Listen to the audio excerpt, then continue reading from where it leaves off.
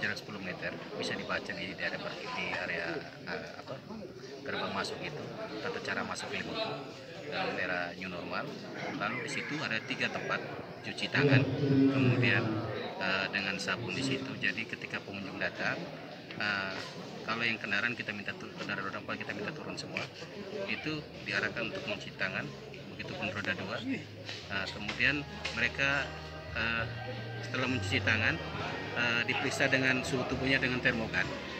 Setelah diperiksa suhu tubuhnya dengan termogan, lalu mereka diarahkan ke loket karcis. Nah, yang ke depan ini ketika buka nanti itu pelayanan tidak seperti kemarin itu yang manual itu, tapi pelayanan dengan menggunakan WA booking. Nah, untuk saat ini sesuai dengan surat edaran Menteri berdasarkan Daya Dukung Daya Tampung itu Menteri LHK Daya Dukung Daya Tampung.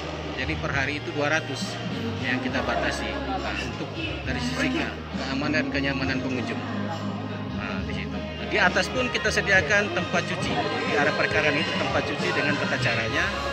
Kemudian kita sudah membuat spot-spot itu, salah satu di arah parkiran itu dengan sehingga akan lebih mengurai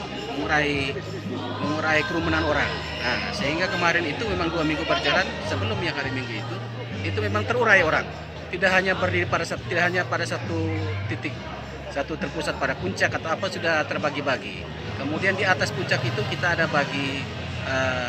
ada bikin pembatas-pembatas sehingga orang duduknya berjarak 2 meter, ya 1 meter 1 meter.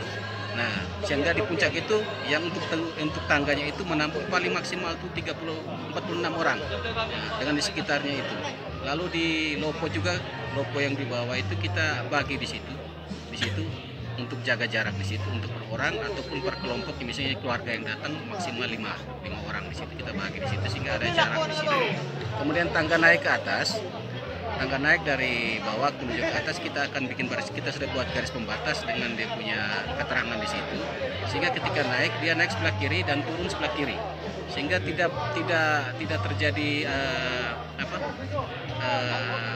berdesakan sehingga mereka teratur turun, tidak ada jaga jarak di situ. Ya. Terkait dengan tiketing itu kan berarti kan untuk mencegah penumpukan orang harus dibuat dengan tiketing toh. Nah, itu gimana sistemnya?